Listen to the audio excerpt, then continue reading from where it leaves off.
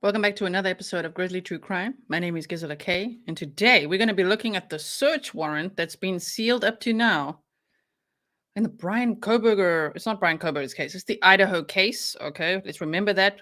Remember the victims. But Bryan Kohberger's apartment search warrant, we have it now from the Docket. Thank you so much to Jan. Don't know if I said Jan or Jan. Thank you so much. Really, really appreciate it. And Lorraine says, gee, your intros are always fire. Thank you. I do love to make intros for you guys. So the first thing I want to show you is the Docket, my homie. This is the Docket on Twitter at ChasingPaper89. So if you go follow him on Twitter over there, he shares lots of documents. Oftentimes, he's hunting down documents for us here at Grizzly True Crime, which I'm so appreciative of. So why I'm showing this page as well is if you want to say thanks to him, go to buymeacoffee.com/the Docket. So thank you so much for the document that we're about to read, because he literally gets on the phone and gets it from the court before anyone else, which is amazing. So let us first look at this, right? They say, I'm just going to layer by layer, we're going to go into this. Idaho killings, computer, glove, hair seized from suspect's apartment. Shortly after arresting a student from a nearby university in connection with a gruesome slaying of 4 University of Idaho students, investigators seized a number of items from the suspect's apartment, including a computer tower, possible hair strands, a disposable glove, and items that had red or brown stains, according to records released on Wednesday. So if he wasn't dumbass enough before, he's dumbass enough now. He's got stuff in his apartment with red stains. That's what I'm already hearing. The Docket says, you're welcome. Thank you so much. The Grizzlies love the Docket. All right. So you heard all that. In the search warrant documents, the authorities said that one item was a collection of dark red spotting, while a pillow had a reddish-brown stain. Investigators also collected receipts, mattress covers, and the dust container of a vacuum cleaner. The search warrant application said that the rental house near the campus where the 4 victims were found in November had a significant amount of blood from the victims, including spatter and cast-off blood, which results when blood flies from a moving object. Investigators said that they believed it was likely that any killer at the scene would have had blood evidence on his body or his clothing. They said they hoped to find trace evidence in the suspect's apartment. They did not describe the results of any testing in the documents. Investigators said in their search warrant application that they had hoped to find hair strands that could link the suspect. Bryan Kohberger to the scene of the crime, either through the victims or through a dog that was present at the house where the killings occurred. Police said one of the items collected from Mr. Kohberger's apartment was a possible animal hair strand. If that mofo put Murphy in that room and then did all this, wow, what? We're going to look at the actual document. I'm just quickly warming you guys up for this, okay? One key item in the case that did not appear in the documents was a weapon. Investigators have been searching for a long knife that they believe was used in the attack. A knife sheath was found at the scene of the crime, and a DNA sample was recovered from it that investigators believe to be Mr. Kohberger's DNA. Shortly after Mr. Kohberger was arrested on December 30th, the police chief in Moscow, Idaho, said that investigators had not yet found a murder weapon. Mr. Kohberger said through a lawyer that he looks forward. He actually said he's eager to be exonerated. And a preliminary hearing in the case is scheduled for June. Senator says, wait, let me get my tinfoil hat. Okay, ready. Well, I don't think you need a tinfoil hat, right? Because it's actual facts. It's not conspiracies, right? So, Mr. Kohberger said through a lawyer that he looks forward to being exonerated, and a preliminary hearing in the case is scheduled for June. Okay, the attacks on November 13th rattled Moscow, a small college town that had not recorded a murder in 7 years. The victims, Madison Mogan, 21, Kaylee Consalves, 21, Xana Kernodle, 20, and Ethan Chapin, 20, had all spent a typical Saturday night near the University of Idaho campus, going to a party or a bar before returning home in the early hours. Investigators believe that they were all killed shortly after 4 a.m. Here's what else we know so far. Now, we know the rest, so I'm going to just do this before we look at that document, which is very important. Can't wait. They say accused Idaho killer Bryan Kohberger repeatedly messaged one of the victims on Instagram. So if you haven't seen this news from my community tab from yesterday, I'll quickly read it to you now. 2 weeks before the slayings, 2 weeks, right, of 4 University of Idaho students last November, the man now accused of killing them sent a series of messages to one of the victims on Instagram, an investigator familiar with the case tells People. So I don't know what's happening with this gag order and where this investigator's from, but either way, interesting. In late October, an account that authorities believe belonged to Bryan Kohberger sent a greeting to one of the female victims, the source says. When he didn't get a reply, he sent several more messages to her. He slid into one of the girl's DMs several times, but she didn't respond, the source tells People. Basically, it was just him saying, "Hey, how are you?" See, now that sounds about right. I don't think he has all the pickup lines in the world, right? From what we know. "Hey, how are you?" But then he did it again and again and again. Madison Mogan, Kaylee Consalves, Xana Kernodle, and Ethan Chapin were all stabbed to death in an off-campus rental home in Moscow, Idaho on November 13th. A masked intruder entered the home and killed the 4 students with a fixed-blade knife. More than a month later, authorities arrested Kohberger, 28-year-old graduate student, and, of course, the rest we know.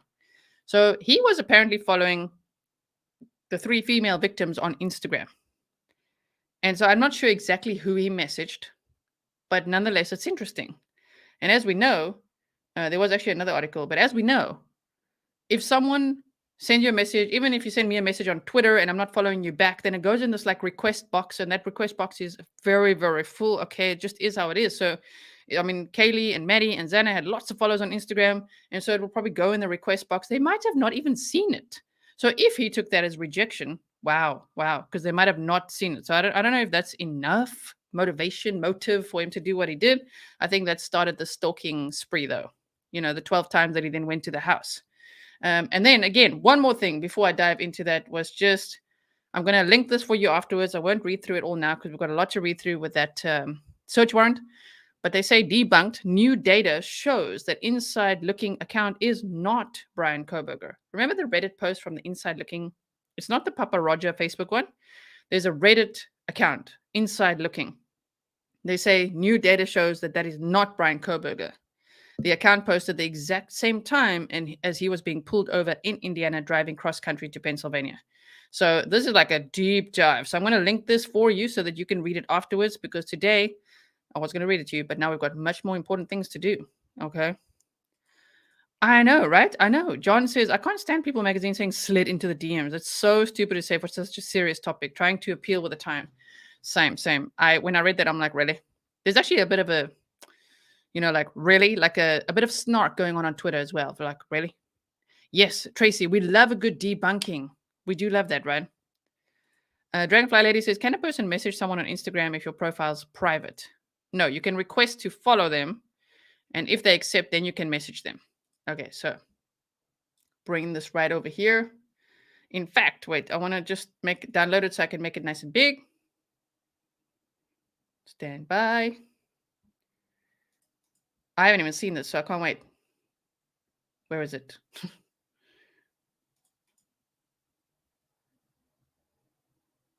What? Sorry. Just wait 1 second. Open it. Okay.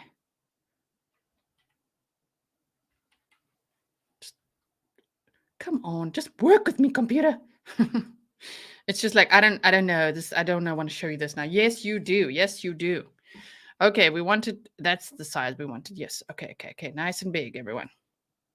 Here we go. Never before seen documents. Oh my word. Look there. File January 17th, 2023. Huh? No, we don't want to change anything. We actually just want to zoom a bit. Yes. Okay. In the matter of application for search warrant. Ooh, okay. Are we ready? Comes now the state of Washington. This is like, I've been dying to see this. The state of Washington, by and through Dennis Tracy Whitman, County Prosecuting Attorney, and moves the court for an order to unseal the return of service of search warrant numbered SW number 1229 2022A, pursuant to GR 15. Okay. Sorry, I must just quickly slow the chat, then we're going to get into it, you guys. I kind of forgot to do that. My bad.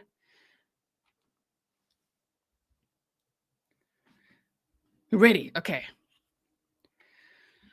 I just really want to see, can I change the title of this? Tina Brownfield and search warrant unsealed. Okay. Just see if I can it save it? I hope so. Okay, no, can't. Okay, we are ready. Here we go. So now we're looking at the search warrant basis. These warrants were issued and served in Washington state because a suspect in the crimes resided and worked here during the time of the murders. These warrants and associated applications were sealed due to the sensitive nature of the investigation at that time.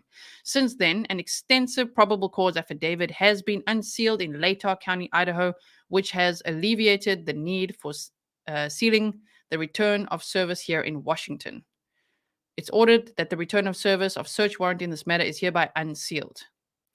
And look how nicely the docket watermarks this for us. It's so nice, you guys. It's our document right here, right now. So of course, it's going to be out any moment anywhere else, right? I think. I don't know if people have it yet, but we have it here. So this is amazing to see. In the Superior Court of the State of Washington, in and for the County of Whitman. Comes now the State of Washington by and through Dennis Tracy. Okay, this is pretty much the same. The Washington State Constitution recognizes that victims of crimes have rights and states that effective law enforcement depends on cooperation from victims of crime. Okay. The Washington State Legislature has recognized that there's a severe and detrimental impact on crime victims, survivors of victims, and witnesses of the crime. And yet there is the civic and moral duty of victims, survivors of victims, and witnesses of crimes to fully and voluntarily cooperate with law enforcement and prosecutorial agencies. In a criminal proceeding, the law requires that a reasonable effort is made to ensure that victims, survivors of victims, and witnesses of crimes have the right to receive protection from harm and threats of harm arising out of cooperation with law enforcement and prosecution efforts. Washington courts have long acknowledged that a victim's initials can be substituted for their name. The basis for this motion is that there are two surviving victims or witnesses of a now notorious and much publicized murder or burglary in Moscow, Idaho, whose full names are listed in the search warrant and search warrant application. These warrants were issued and served in Washington state because a suspect in the crimes resided and worked here during the time of the murders. These warrants and associated applications were sealed due to the sensitive nature of the investigation at that time. Since then, an extensive probable cause affidavit has been unsealed in Latah County, Idaho, which has alleviated much of the need for sealing here in Washington. But the documents filed in Latah County have not disclosed the surviving victims' names, only their initials. These victims should have the level of protection that can be provided by having their initials substituted for their full names in the search warrants and search warrant applications which become publicly available from this court. The state is asking the court to consider the usual factors: showing of the need for the sealing of the records, and where that need is based on a right rather than an accused's right to a fair trial, a serious and imminent threat to that right. Anyone present when motion is made must be given an opportunity to object to the closure. The proposed method for curtailing open access must be the least restrictive means available for protecting the threatened interests. 4, the court must weigh the competing interests of the proponent of closure and the public. And 5, the order must be no broader in its application or duration than necessary to serve its purpose. The state contends that the need to protect victim identification is important to their safety, health, and well-being, and that victims' and witnesses' rights should be protected vigorously, just as the legislature and the state's founders intended.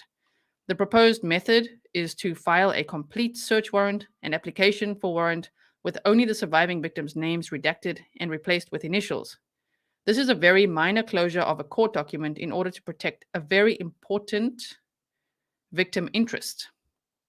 Finally, the order will be no broader in application than necessary to serve its purpose, and the public will still have the pertinent information at its disposal in order to understand the proceedings of the court. Order, it is ordered that the search warrant and application for search warrant already filed in this matter shall remain sealed, but the state shall immediately file redacted versions of those documents with the surviving victims' names redacted and replaced with initials. You can see there's a lot of pages here, so I'm not sure what all is in this document, but damn, right? Yes, wonderful to see the unsealed. I can't believe it, right? Okay, so now this is, okay, to any peace officer in the state of Washington.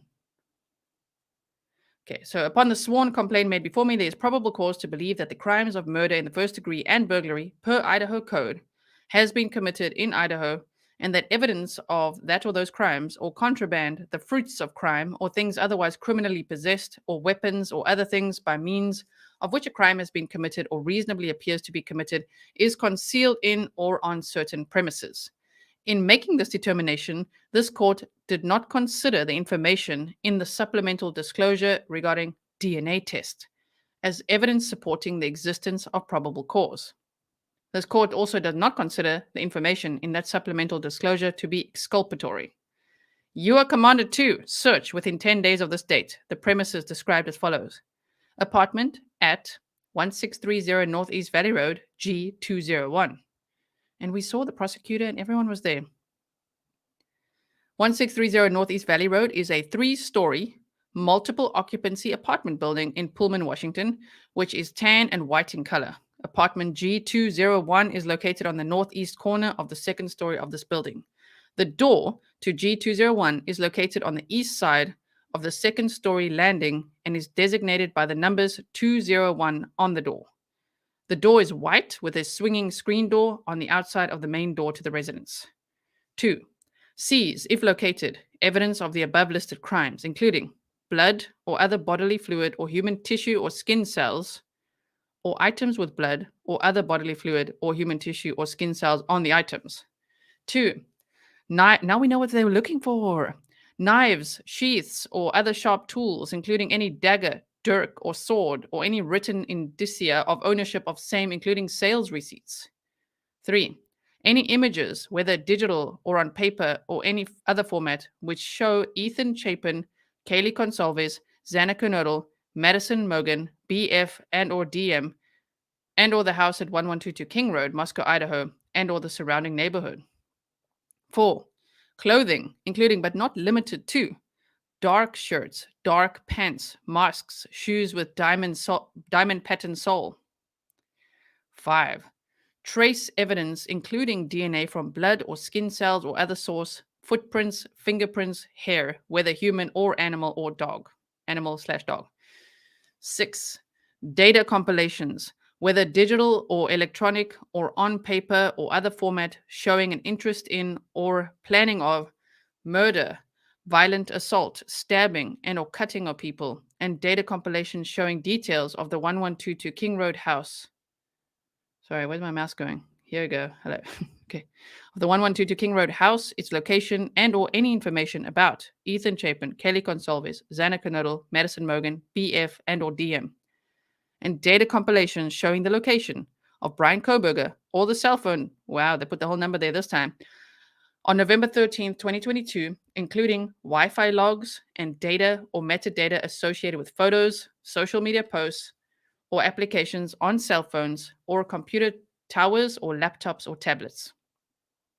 As example, but not intended to be an exclusive list of data compilations being sought, ledgers, papers, lists, books, notes, letters, calendars, address books, contact lists, diaries, tapes, photographs, videos, emails, text messages, social media posts or messages, and metadata associated therewith.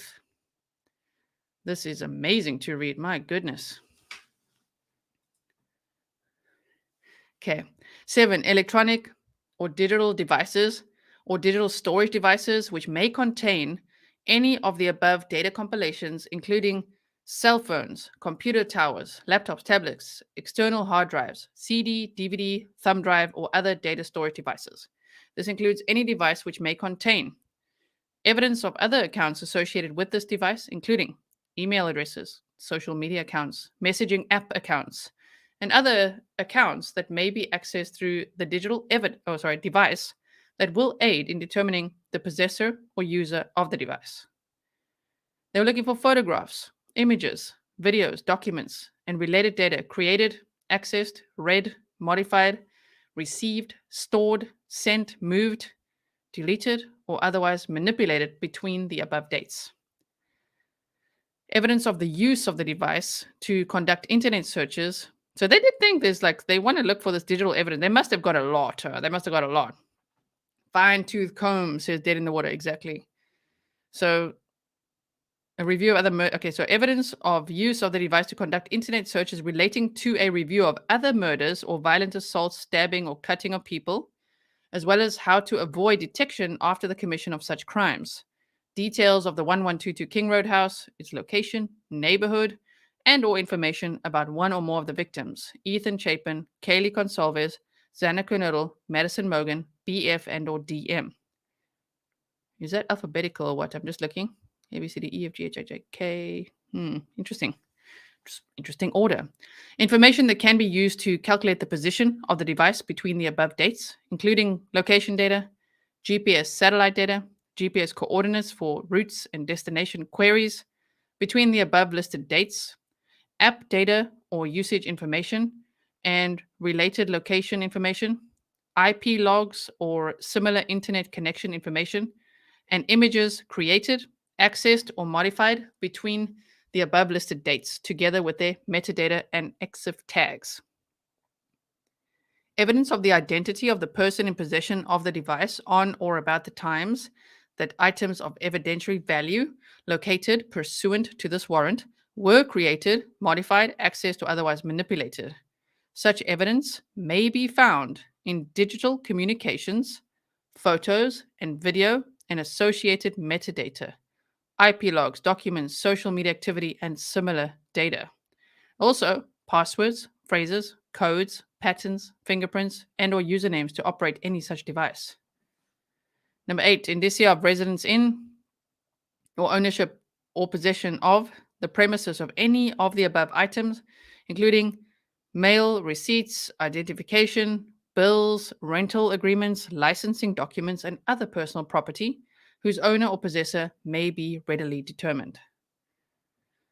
Assistance from any law enforcement agencies from the state of Idaho or the federal government or any technical specialist associated with or employed by or contracted with such law enforcement agencies, including but not limited to the Moscow Police Department, Idaho State Police, the FBI, Idaho State Police Forensic Services is authorized.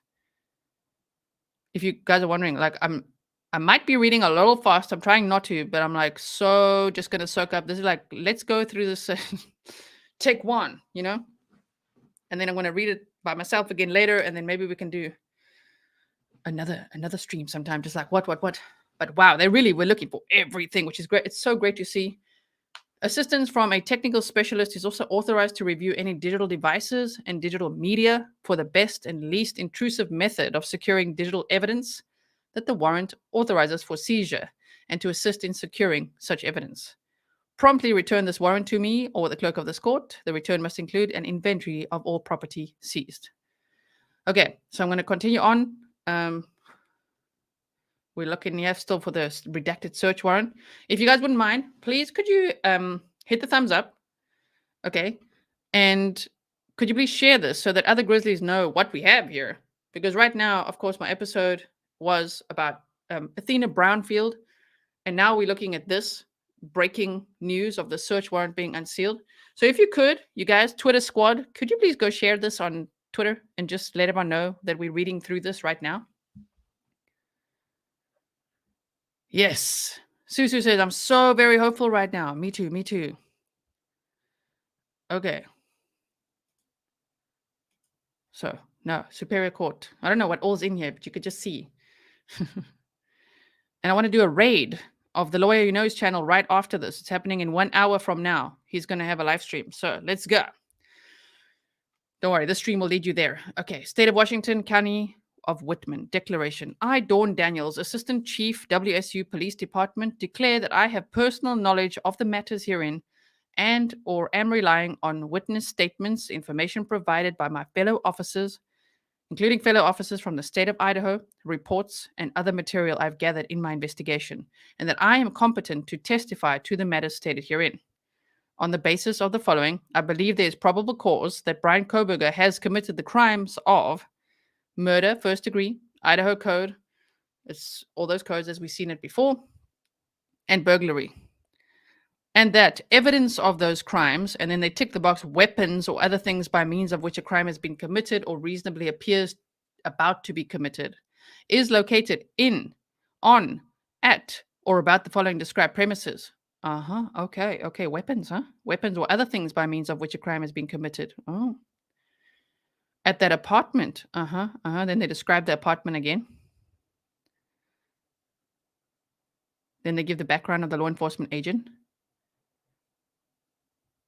Moscow, Idaho police officer Sergeant Dustin Blaker. Okay. Exhibit A. The investigation. I was contacted by Moscow police officers and asked to assist their investigation into the recent murder of 4 people in Moscow, Idaho. Sergeant Blaker of the Moscow Police Department has developed probable cause to believe that a resident of Whitman County, Bryan Kohberger, committed the murders and burglary. I agree with Sergeant Blaker's statement that there is probable cause to believe that Kohberger committed the murders and burglary, and that there is probable cause to believe that evidence of those crimes will be located in Kohberger's apartment. At 1630, the Steptoe Apartments, right? I'm seeking the search warrant to search that apartment. The probable cause is described in detail in the attached Exhibit A. Sworn statement of Sergeant Blaker, which is hereby incorporated herein by this reference, just as if fully set forth here. Based on all foregoing information, I believe that evidence of the above listed crimes exists at the above described location, and that there's probable cause to search that location for evidence of the above listed crimes, including blood or other bodily fluid or human tissue or skin cells, or items with blood or other bodily fluid or human tissue or skin cells on the items. Knives, sheaths, or other sharp tools, including any dagger, dirk, or sword. I don't know why I said that so weird. And any written indicia of ownership of the same, including sales receipts. And then now they're going through everything again. Everything we already went through, right? The trace evidence, the clothing, the data compilations, and all of that we've just read. Amazing. This is so amazing to be able to read this. Supplemental disclosure regarding the DNA test. I have been informed by Detective J.R. Talbot of the Idaho State Police that on November 13, 2022, a sheath was recovered at the King Road residence under or next to the body of Madison Mogan. The Idaho State Crime Lab obtained a male DNA profile, suspect profile, from the sheath. This is also referred to in Sergeant Blaker's sworn statement, Exhibit A. On December 27, 2022, law enforcement agents or officers in Pennsylvania recovered trash that originated from the Kohberger family residence. That trash was sent to the Idaho State Crime Lab for testing. On December 28, 2022, the Idaho State Lab reported that that the DNA profile was obtained from the trash and it was compared to the suspect DNA profile.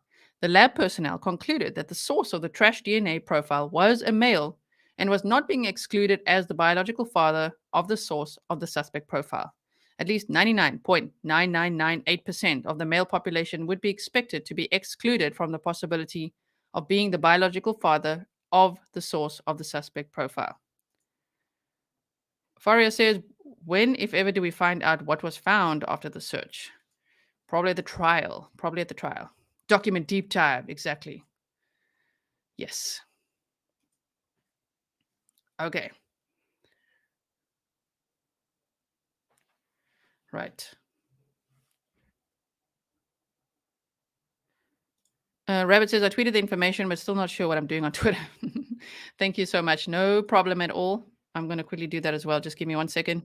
Probably the trial. Let's just do it like this. Go to Twitter. Kohberger. Wow. And why is everyone calling him Kohberger lately? I don't get it. You know? It's Kohberger. Where'd the L come from? Thank you, Vinny's World. Dog TV from Fury. For Fury from Vinny. We love hanging out with the Grizzlies. Thank you so much. Are we ready to continue? Thank you.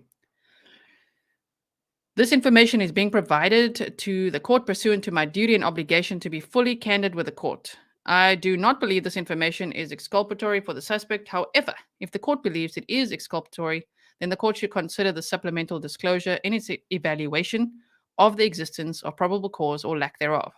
But I'm specifically asking the court to not consider this supplemental disclosure as evidence supporting the existence of probable cause. The reason for this request is that if the DNA test results are held inadmissible at some point, such a ruling would not impact the finding of probable cause for this warrant. so long as this court is satisfied as to probable cause, regardless of the DNA test result. And then we can see all the signatures. Innocent burger. Thank you, Fiona.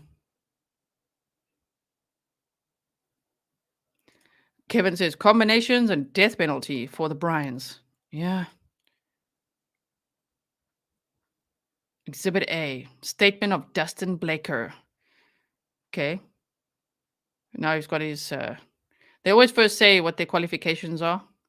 On November 13th, 2022, at approximately 4 p.m., Moscow Police Department Corporal Brett Payne and I responded too. So this is now the probable cause affidavit. I've read it so many times I could skim it and I could see it's exactly the same. Except wait. Oh. Also in the room was a male later identified as Ethan Chapin. Was deceased with wounds later determined. Autopsy report provided by Spokane County Medical Examiner Veena Singh, dated December 15th, to be caused by sharp force injuries. Okay. The rest here, this is all the same. The sheath was later processed and had K-bar, USMC, and the United States Marine Corps Eagle Globe and anchor insignia stamped on the outside of it. That's the same. Okay, they've redacted this again, of course. The two interviews included BF and DM. Both BF and DM were inside the King Road residence at the time of the homicide. If you haven't seen me read through the probable cause, I've done it multiple times. There's a live stream, there's a video summary, a highlights episode for you, and then on my voice is going, members only, members and patrons. We've done a long deep dive stream. I think it was 2.5 hours where we went through the whole probable cause affidavit line by line. So go check that out as well. So right now, if you're like, why aren't you reading this? We've read all this a lot of times. So we're just looking at what's new because you could see, look at the top, 19 out of 97. Okay. Okay. On the evening of November 12th, Chapin and Kernodle are seen by BF at the Sigma Chi house. Now this we know. Okay. Everything here is the same. Yes. I'm going to help you. What a weird line. I'm going to help you. Well, okay, I'm just going down a little bit. The Elantra, everything is the same. And I'll go through it with a fine-tooth comb again later, just to make sure. But from everything I could see, it's all the same. Remember, we've mapped this all out. We've flown it, we've driven it, we've done the whole thing, right? The photograph of Kohberger shows that he has bushy eyebrows. Kohberger's physical... That was a new little line in there.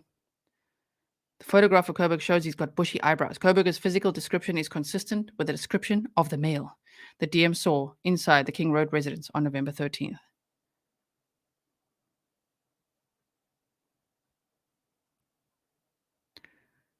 Okay, obsessed for Disneyland. Thank you so much.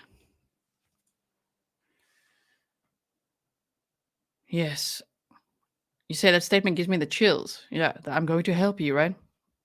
And yes, JB Gunner is reminding us that Bryan Kohberger is innocent until proven guilty in a court of law. So we are yet to see what happens. June 26th is the next hearing. All right, so continuing on. Got this body cam stuff. Okay, we're talking about the... Hope you don't mind if I just scroll a little bit. I don't want to miss it. I don't want to like fast forward too much. I just want to scroll to make sure. This is all the same. Probable cause affidavit. No, what's this writing? Traveling back to the Kohberger residence. Okay, that's fine. That's the same. Nice with a map. But this is a little bit clearer actually now. Very nice. That map at first, when they first brought out the probable cause affidavit, was so dark that Mr. Grizzly took the picture and he lightened it up real nice. And then he's like, he mapped it out so they can fly it. And I'm like, damn, look at that. So if you missed the flight, I hope you will check it out. Thank you so much. Obsessed for Disneyland. Love you, G. Thank you, everyone. And thank you, mods, for being here. Members, patrons, everyone. New Grizzlies, old Grizzlies, OGs, everyone. Thank you. We're going on. I don't know what all else is in here, so I'm going to go down like this. Wait, what is that? Ooh, is this expanded? Okay. Based on my training experience, when someone plans an event or action, one likely location for doing so is in their residence or office. That's new. One would not want to conduct such planning in public if they are planning a criminal act, and so it's more likely that the planning of a criminal act would be done in one's residence or office. These murders appear to have been planned rather than a crime that happened in a moment of conflict. Ooh, okay. That's new. That's new. I believe it likely that Kohberger planned his actions ahead of time. The plans may have included a review of other murders or violent assaults or stabbing and or cutting of people, as well as how to avoid detection after the commission of such crimes, details of the 112 King Road residence and its location or neighborhood, and or information about one or more of the victims, Ethan Chapin, Kelly Consalves, Xana Kernodle, Madison Mogan, BF and or DM. Further, based on my training and experience, criminals utilize electronic digital devices as well as paper or other media in conducting planning of crimes, just as non-criminals use various media to plan activities. Therefore, there is probable cause to believe that digital devices were used and or are being used in furtherance of the listed crimes or to avoid detection for the listed crimes, and likely contain evidence of the listed crimes. Evidence of the crimes described in this application could be contained in any type of digital evidence. The terms digital device and device include all devices capable of capturing and or storing digital data, such as computers, digital cameras, modems, routers, external memory drives, thumb drives, cellular telephones, GPS navigation services. Data stored on digital devices and media can be easily transferred from one device or storage media to another.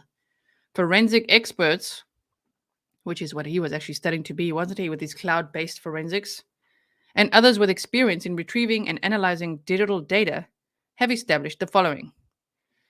Digital devices typically retain some evidence of all activity taken via the device or associated media, and as such could contain evidence of crime. For example, data, whether stored intentionally or unintentionally, can contain evidence of knowledge, intent, efforts to conceal, sell, or dispose of evidence or proceeds of criminal activity, accomplice identity, association with victims, or geographic location of the device possessor. Well, yeah, we saw that today with the other Brian's case, huh? Brian Walsh. All the Googling that guy did. If you missed it, go check it out. It was from an earlier stream today on the Anna Walsh case. Evidence can remain on the device or media for indefinite periods of time after the communication originally took place, even if deleted by the user. Information deleted by the user may be recovered by a forensic examiner throughout the working lifespan of the device, as we saw with Kegan Klein. Huh? His trial is coming up in May. Okay. Just wait 1 second, please, if you wouldn't mind. Just give me a second here, you guys. Put it. Okay. So this we know. I wonder what all they found. My goodness.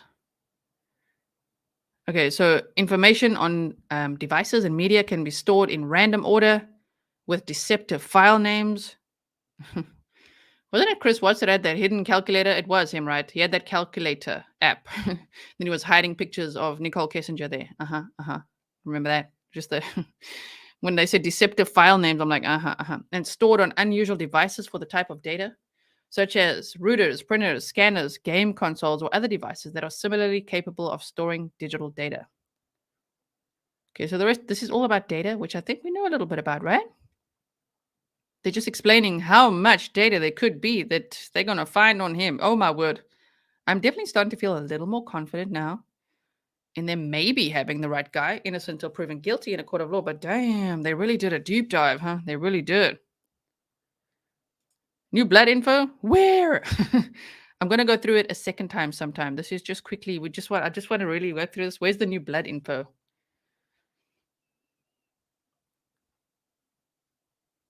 This is all about digital evidence. I'm going to be putting this document on Patreon, by the way, so that you guys can read through it yourself as well. If you like documents like I do, then usually after I read them here, I put them on there so that you guys can read through it and we can work through it. And maybe we can do like a think tank, patrons only and members only stream sometime. So head on over there if you haven't yet.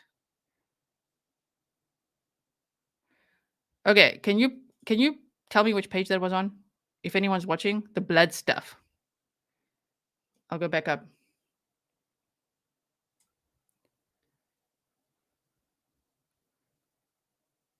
Oh, you guys are saying I read about it. I think I read it. Yeah, storage on the cloud, exactly. Storage on the cloud. Going back down. All this digital stuff. Can you imagine all the stuff they have? Oh my word on this guy.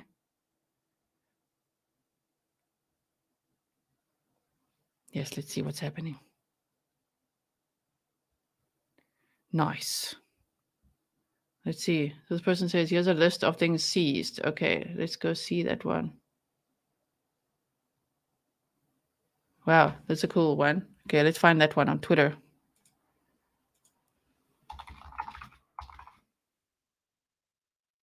Stand by. Because this document is long. I may need to summarize this at some point. Oh, they're going through every page here on Twitter.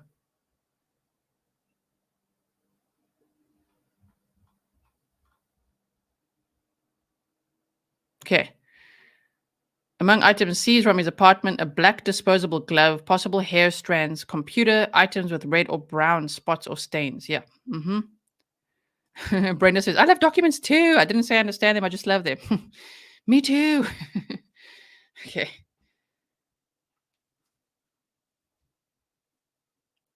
But I think I read it. This is why I think I read it and I'm being distracted just a little bit. If I didn't, we could look at it afterwards.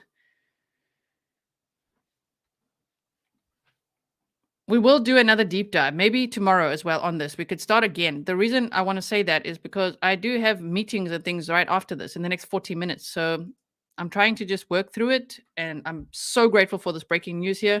But you guys know me. I want to be thorough. I want to work through everything. And it could take for freaking ever because it's like 97 pages of stuff we got here. So I will look for that afterwards. But they say here, okay, they're looking, this is all still digital stuff. Okay.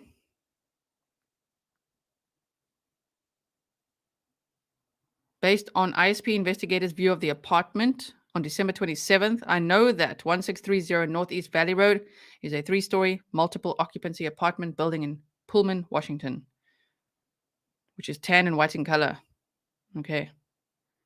And then they went there and they searched, and he was already in Pennsylvania. Wow.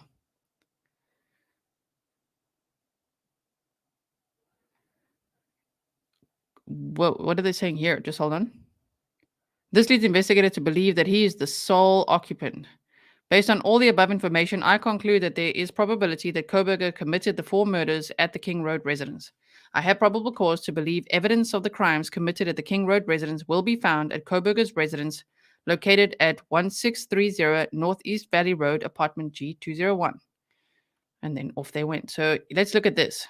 Based on all the above information, I'm seeking a search warrant for the Kohberger residence to search for. Now, this we've gone through, this would be the 3rd time. We could see what they were looking for, right?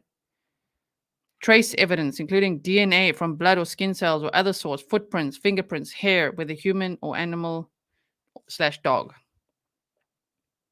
Okay. Thank you. I do think I read it. Thank you, Kath.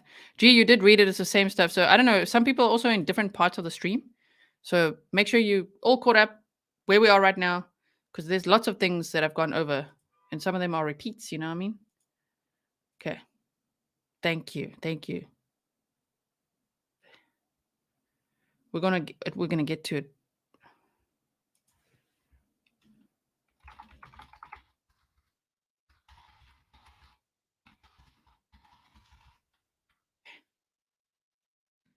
Okay, carrying on there. This we saw earlier as well. Again, if you're thinking I'm skipping, a lot of this is repeated 3 times over. This is a binder, okay? It's all the new stuff, okay? I love binders. All the stuff together, all in one place, so we can just compare, deep dive.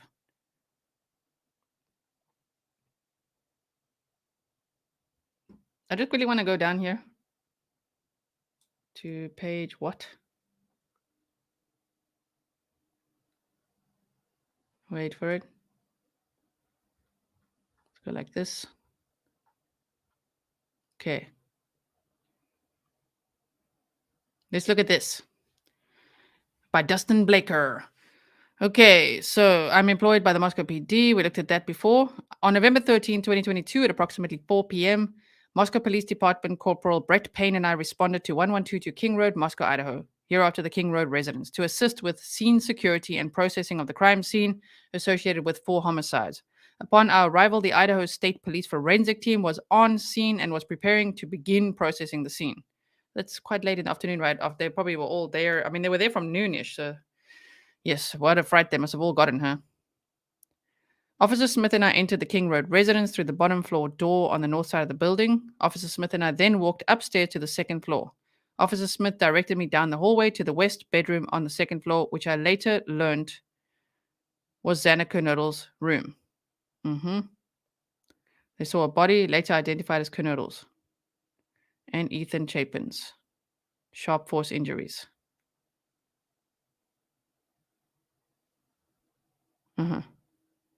Sorry.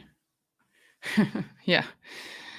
Okay. You guys are bugging me about it, so just hold on. Find blood. There's no matches were found. Seized. It's not finding that either. Damn it. Okay, wait.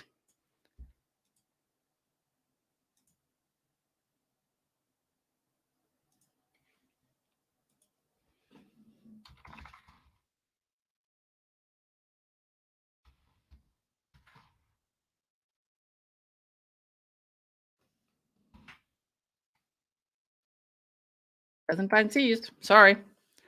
Thank you so much, Angelina. You just joined Patreon. That's cool. Thank you. Okay. Stupid ass, the stupid ass document right here. Not working with me. Okay. We're going to carry on. We will go through it again from top to bottom at some point. It's going to take forever. I have to make sure my voice is ready for that because holy crap. It's going to be quite something, huh? But you could see this document is so much. And if you want it in your hands right after this, we're going to put it on Patreon, okay? So you can read through everything at your leisure. And then you let me know. Send me emails or Patreon messages if you're like, oh, my word, look at this page. Okay. So we're looking at this. Sorry, someone's telling me to go to page 91, so just hold on. Okay. Murder in the first degree. And this is all the same. Yes, we've gone over the list of the specific items they're looking for 4 times now. So, Brenda, Patreon is $1. $1 for the whole month. Katie says Blaker didn't go in according to Payne's PCA. Make it make sense. He's copying exactly what Payne said. Oh, damn.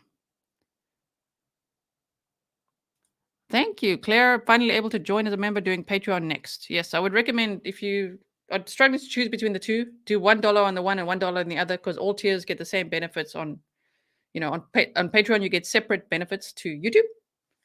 But yeah, $1, $1, then you're there. Page 48. Thank you, Woody. Woody, let's go there. Thank you. Okay, what have we got here? Yes, that's what we want to look at. Thank you so much, sparkly little chicken. Thank you, Woody. We definitely need to discuss this on a separate stream, and I wish I had no other commitments right now. I'm so sorry about that. Maybe we'll even do it later. Who knows? We'll see. You know me. I've got a new coffee machine, so holy moly, I've got energy right now. Okay, item seized. 1 nitrate type black glove. What the hell? This guy, like, oh my word, the knife sheath. Okay, but and then at his apartment, 1 nitrate type black glove. 1 Walmart receipt. We knew there's going to be Walmart somewhere here. There's always Walmart in a true crime case, unfortunately. Oh, man. 1 Walmart receipt. with 1 Dickies tag, 2 Marshall's receipts. Okay, they're just listing it. It's not one time. So 1 nitrate type black glove, 1 Walmart receipt with 1 Dickies tag, 2 Marshall's receipts, dust container from Bizzle Power Force vacuum, 8 possible hair strands, 1 Fire TV stick with quarter plug, 1 possible animal hair strand, 1 possible hair, 1 possible hair, 1 possible hair, 1 possible hair strand, 1 computer tower, 1 collection of dark red spot collected without testing. Thank you, PT. Yeah, thank you to Gisela, Lizelle, and Dieter. I hope you guys know who Lizelle and Dieter are. If you don't, you got to check out my second channel. Thank you. Steve says nitrile is a surgical glove material. Yeah, interesting. I wouldn't doubt he had that on, right? He was walking around with those freaking gloves all the time after that. 2 cuttings from uncased pillow of reddish brown stain. Larger stain tested. 2 top and bottom of mattress cover packaged separately, both labeled C. Multiple stains, 1 tested. Ooh, okay. Damn. What a document. Wow. I'm still processing all of this live with you guys. Live reaction. This we all saw. Yeah, that computer will have tons of stuff. Emma says, bloody Walmart. There's always a Walmart. So often, it's not funny. It's just like, damn, Walmart again.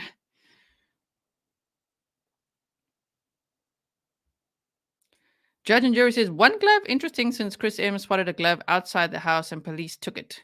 But that glove was like a winter glove, was it not? The one that Chris McDonough saw on the ground. It wasn't a surgical glove, right? Angelina says, Walmart is the seat of all evil, LMAO. Yes, Dickies is a clothing brand, workwear. This we know from the Kylie Rodney case, right? Oh, yes. If you didn't follow the Kylie Rodney case, check out the playlist. The docket says, lots to process. Lots to process. My mind is like, what? This is crazy. Sure. So, yeah, you guys are seeing how I would go through it. If I first got it, I'd be going from the top to the bottom and then working through it and then like, what, and just trying to see everything. Okay, so don't worry. We could do it more methodically in another stream. Because right now, I'm a little bit like, what, all over the place. Sorry about that. This is all the same. They're looking for ledgers and papers and binders and just everything, right? The app accounts and then evidence of use to conduct internet searches. I wonder, can you imagine, especially with him being a criminal justice student, I mean, PhD, of course, his internet searches are going to look worse than ours, you guys, or the same, right? True crime searches. If they do a search on your history right now, what are they going to find? Lots of Grizzly true crime. They'll be like, what? What is this Grizzly true crime? The GPS data. Okay. All of this. So yeah, we were all fine. Everything was fine. And then some people were saying from here on, like, where's the blood stuff? Evidence of those crimes. Yeah, they didn't tick this box here. Interesting. What the? Well, okay, whoa. What are they searching here? Look at this. I, Dawn Daniels, Assistant Chief, WSU Police Department, declare that I have personal knowledge of the matters herein. Okay, so on the basis I believe there's probable cause that Bryan Kohberger has committed the crimes of murder in the first degree and burglary. Evidence of those crimes, okay, is located in, at, or about the following described premises, vehicle or person. The office is inside Wilson Short Hall on the W.S. Pullman WA campus. The address of Wilson Short Hall is 1475 Glen Terrell Mall, Pullman. Oh. Wilson Short Hall is a multi-story brick building housing multiple offices. The office to be searched is number 12. Number 12 is a student office shared by Kohberger and 2 fellow WSU students. Wow, they didn't redact those. Okay. It's on the ground floor and has the number 12 on a placard next to the door. And has 3 names on a piece of paper taped to the door, one of which is Bryan Kohberger. Oh boy, they were searching that too, huh? The affiant, I'm a police officer at Washington State University Police Department and have been so employed since July 20, 1998. Okay, so they give us all their background. Exhibit A. I was contacted by the Moscow police officers and asked to assist the investigation into the recent murder of 4 people in Moscow, Idaho. Sergeant Blaker of the Moscow Police Department has developed probable cause to believe that a resident of Whitman County, Bryan Kohberger, committed the murders and burglary. I agree with Sergeant Blaker's statement that there is probable cause to believe that Kohberger committed the murders and burglary, and that there is probable cause to believe that evidence of those crimes will be located in Kohberger's campus office at office number 12 in Wilson Short Hall on the WSU campus in Pullman. I'm seeking the search warrant to search that office. The probable cause is described in detail in the attached Exhibit A. Imagine it, because he was grading papers, he was asking about the murders and everything, right? So imagine, they probably found a lot of things there. Wow. Thank you, yo, baby blondie, for joining my Patreon. Thank you so much. Based on all the foregoing information, I believe that evidence of the above listed crimes exist at the above described location, and there is probable cause to search that location for evidence of the above listed crimes, including any images, whether digital or on paper or any other format, which show Ethan Chapin, Kaylee Consalves, Xana Kernodle, Madison Mogan, BF and or DM, and or the house 1122 King Road, Moscow, Idaho, and or surrounding neighborhood. All the data compilations, which we've gone over already, electronic or digital devices or digital storage devices, evidence of other accounts associated. This is, again, all the digital stuff. Evidence of use of the device to conduct internet searches relating to a review of other murders or violent assaults or stabbing and or cutting of people, as well as how to avoid detection after the commission of such crimes. I mean, imagine. I wonder what he searched. Details of the 1122 King Road house, its location or neighborhood, and or information about one or more of the victims, Ethan Chapin, Kaylee Consalves, Xana Kernodle, Madison Mogan, BF and or DM. Then the GPS data, everything here we've gone through already. In addition, I'm asking the court to authorize, in the service of the search warrant, the use of assistance from any law enforcement agencies from the state of Idaho or the federal government, or any technical specialist associated with or employed by or contracted with such law enforcement agencies, including but not limited to the Moscow Police Department, Idaho State Police, FBI, Idaho State Police Forensic Services. I'm also asking for authorization of assistance from a technical specialist to review any digital devices and digital media for the best and least intrusive method of securing digital evidence that the warrant authorizes for seizure, and to assist in securing such evidence. All right, welcome to all the members and welcome to Patreon. Patreon is a really great way to support the work that I do, so I really appreciate it so much. Hazel says, I'm here having a panic attack. Right? You mean because it's a lot to process, right? B says, I wonder what they found in that apartment. Me too, me too. Gene P says, Walmart has the best record keeping and video surveillance. Yes. Ooh, my word, yes. Maybe the pillowcase that's got the stains on it, maybe that's what he used to carry the knife out. So scary. Maybe. Wow. Imagine that. I'm just trying to imagine this. He's like, I'm going to take a pillowcase and wipe myself down and put the knife in it and leave. Whoa, that's a scary thought.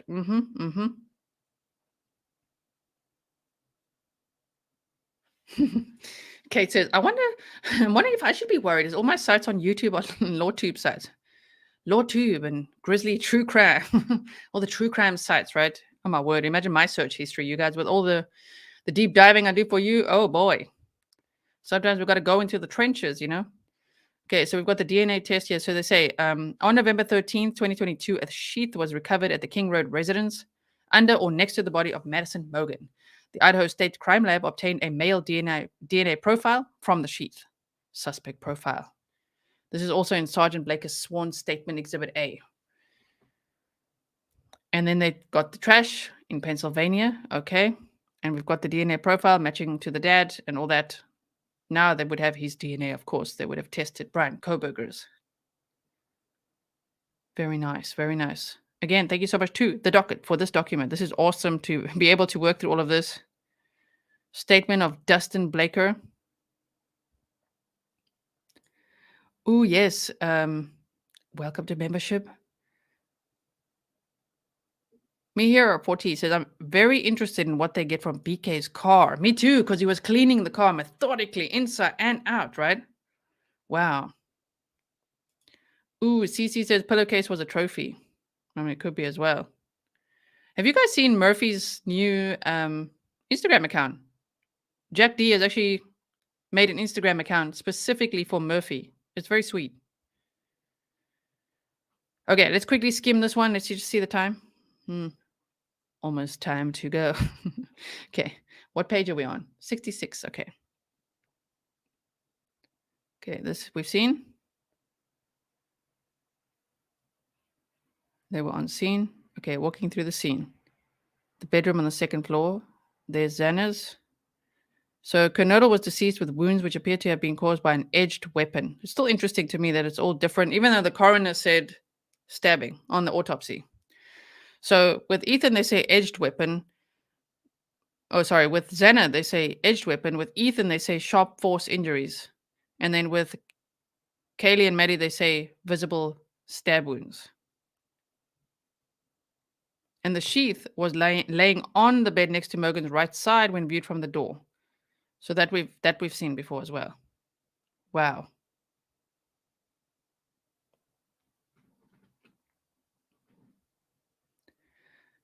SMJ says, you know how there's speculations that there may be more people involved? What if the person saying, I'm going to help you, wasn't said to the victims, whoa, but to the killer? Imagine that. Don't worry, I'm going to help you. Whoa. That's a whole new way to think about that, right? Yes, thank you, Tracy, for reminding everyone all the documents. These documents, it will be available on Patreon right after the stream so that you can read it through. And if you're on Twitter, I think the docket will probably put it on Twitter as well. Okay. I know not everyone's on Twitter. So Patreon or Twitter. Okay, so we got that. We got that. Wait. Yeah, no, that's the same.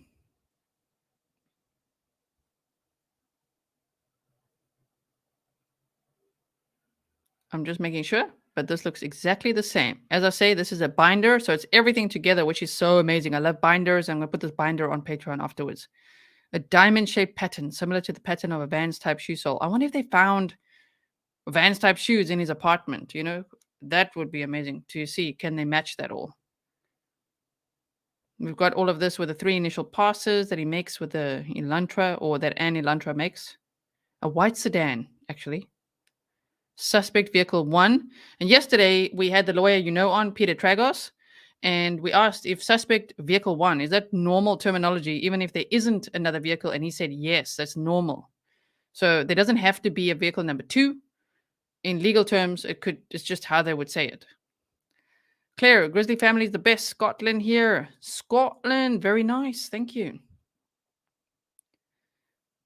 Okay, I'm just skimming this again because you could see this. It's all the same. And if not, just pause your screen and you'll see.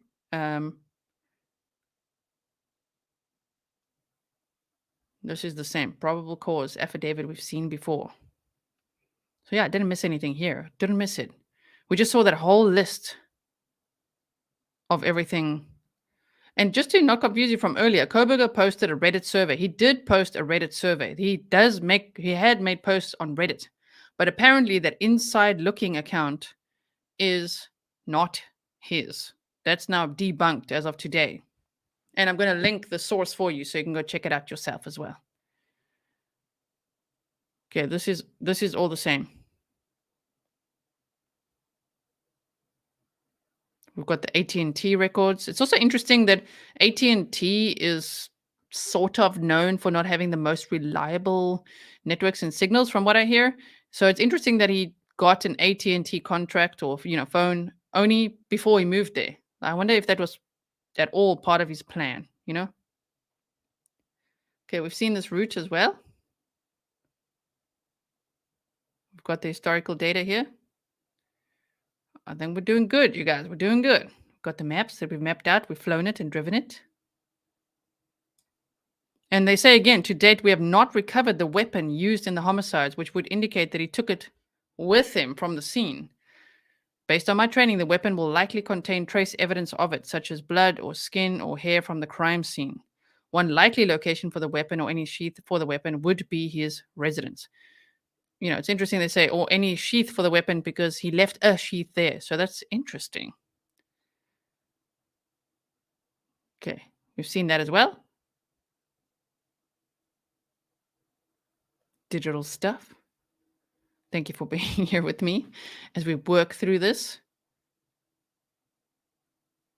Yes, they're looking at, oh my word. And then we've looked at the news today that he was, we looked at it yesterday actually, it's on my community tab, but that he was messaging one of the female victims. They didn't say which one, but saying, hey, how are you? Like, hey, how are you? Like, hey, how are you? Hey, how are you? Over and over and over again, like trying to reach out to one of the female victims. Modern digital devices and media can contain many gigabytes and even terabytes of data. Yeah, you don't say, right? So much data. Due to the potential for an extremely large volume of data contained in devices and media, and that fact that evidence can be stored or located in unanticipated locations or formats and or embedded in other items stored on the device or media, investigators typically need to use specialized equipment in their search. Okay. Texas State of Mind, thank you. Say, bet the receipts, the receipt shows shoes and then being missing shows intent to hide his crime. The missing shoes, clothes, etc., are all on receipts based on tags seized. Police say what's not there matters too. That's true as well. Good point. Good point. Angelina said that knife is in Johnston, Idaho. Could be. So they're asking for technical specialists to review the data. Okay. So I'm just quickly going to the last pages here. Let's just see what this is. And then we're going to do a quick summary on that New York Times article one more time. Then I have to call it a day. Okay. So that's everything they were looking for. Again, the whole list is there. Everything that they were looking for. And I hope they found a lot of evidence. So him being eager to be exonerated. Wow. If they found the knife sheath and if they found lots of evidence as what they were looking for, that's going to be very interesting as well. Yeah, these are all the same. All the same. Okay, cool. Thank you so much to the docket. I really appreciate it. Got all that. All right. So what I'm going to do now is let's quickly go to that article. And there's one other interesting thing I have to show you quick. Which they say, New York Times article. In the search warrant, the authorities said one item was a collection of dark red spotting, while a pillow had a reddish brown stain. That is very interesting. They collected receipts, mattress covers, and the dust container of a vacuum cleaner. Oh, yes. And they also said, which we hadn't heard before, the search warrant application said the rental house near the campus where the 4 victims were found in November had a significant amount of blood from the victims, including spatter and cast off blood, which results when blood flies from a moving object. Investigators said they believed it was likely that any killer at the scene would have had blood evidence on his body or his clothing. They said they hoped to find trace evidence in the suspect's apartment. They did not describe the results of any testing in these documents, as we saw together. And they may have found a possible animal hair strand, so that's also quite interesting. The documents say the police also searched Mr. Kohberger's office at Washington State University, where he was a graduate student and teaching assistant, but did not seize anything in that search. Okay. So we've looked at that. And then earlier, what we looked at was this, which I'm going to pin for you. The accused Idaho killer, Bryan Kohberger, repeatedly messaged one of the victims on Instagram. Then I'm also going to put this Reddit debunking of the inside looking account for you. It's a very detailed account of how they managed to debunk that Bryan Kohberger, that he's not the inside looking guy posting on Reddit. And then someone also sent me this, which says November 14, 2022, WSU student arrested for alleged hit and run. A Washington State University student was arrested Saturday night for allegedly striking 2 pedestrians while driving drunk and fleeing the scene. Carmen Fernandez, 19, was arrested for an alleged DUI, 2 charges of felony vehicular assault, and 3 charges of hit and run, according to Sergeant Todd Doe at the Pullman Police Department. Now, the reason that that's interesting is because it's the same night that he went that the suspect went and committed the murders. And, if they believe it's Bryan Kohberger, he's the suspect. He's from Pullman, Washington. Yeah, WSU. So the police were very busy there with this. It's right outside his apartment, which is also interesting. It's not like he planned this. I'm just saying. Ironically, that happened right outside his apartment.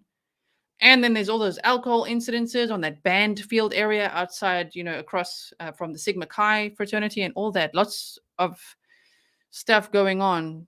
No one knowing that 4 people were being murdered. Wow. Okay. So we went through a lot today. This was a very big episode. We've been here for almost 2 hours. First, we looked at the Athena Brownfield case. I hope that if you missed that, you'll go check out the replay. Then we looked at the brand new unsealed search warrant, which is a lot to process, as I say. A lot. Okay. Interesting. So, Claire says, the Docket, thank you for your tremendous work making sure G has all she needs in lightning time.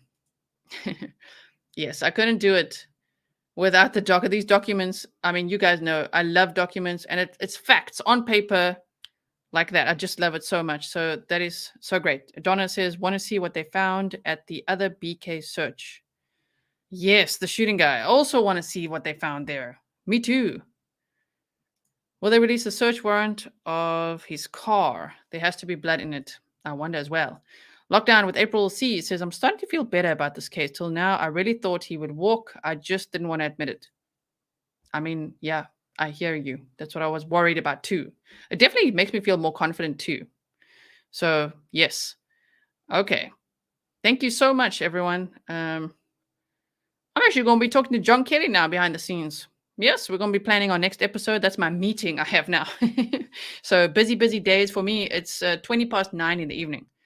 So if you want to buy me a coffee to keep my energy up, you know what to do. And if you want to thank the Docket, who got us this document by calling the courts and getting it at rapid speed, you can find him on Twitter, the Docket, at Chasing Paper 89, or buy him a coffee here to say thanks. And make sure you say thanks from the Grizzlies, because he always appreciates that as well. So, everyone, my goodness, that was a lot. And I can't wait to read through the document again, the entire binder, to see everything. And I'll let you know. We'll be back again. If there's something I find there that we didn't cover today, then we could go over that again. I'll highlight those bits and pieces. But I think we pretty much covered it. Okay. And then if there's something that I'm like, oh my word, no, we have to talk about this, and I don't know, either snark it up or think about this or think tank. Sometimes we do that, right? Patrons, members, look out for your notifications in case something like that happens. Yes. I'm so interested in this pillowcase, huh? A pillowcase. Ooh, like, oh my word. Imagine if he really did. I don't know why. I just imagine him now with this, taking the pillowcase, maybe, yes, as a trophy, or maybe taking it with him, which is also him. Imagine him putting the knife in a pillowcase and then walking out with a pillowcase after. That is crazy. I'm not saying he did that. We don't know that he did that, but wow, imagine that. JB Gunner says, thank you, beautiful. Thank you, JB Gunner. Thank you so much. I really appreciate it. So wait, I'm putting that in my piggy bank as well. The whiskey fund. Thank you so much. Really appreciate it. Yeah, a pillowcase. Damn. And even that the knife sheath would be left at the scene. And then in his apartment, there's all the stuff, a surgical glove, all kinds of things that just sound a little bit interesting, possibly sinister, maybe it's normal stuff. I don't know. We're yet to see, right? Renee says, thank you for this. You did a great job. So much to get through. I know, right? So much to get through. I really, really appreciated you guys. Sorry, I got distracted there. Someone said they love I think it was Janie's child. You love my necklace? Thank you. Me too. Thank you so much. Okay. And the whiskey fund. Like that. Lefroy, everyone. Lefroy. Okay. Have a wonderful evening. Stay safe. I'll keep you posted. I'm glad that we could cover both cases in one stream today. And then, as I said, I'm going to make sure I chop them so that there's 2 separate episodes for you so that you don't have to watch the whole 2-hour stream. Now, please, guys, can we quickly go raid another channel? Hold on one second. The lawyer, he was here with us yesterday. They said he's live. What's the time? is he live now? We're going to raid. Here he is. The lawyer you know. Okay, we're going to go there now. I want to see you guys go here and say, hey, everyone, and put your grizzly bear emojis there, okay? Let's do a grizzly raid. We've done that sometimes. So go and type there, hear from Grizzly True Crime. All right, everyone, this stream will lead you there. I'll put in the meantime, if you're going to go there, here it is in the chat. Okay, so click on that and go there now. I'm going to play the outro. That's what I mean to say. And I will see you in the next one. Bye, everyone.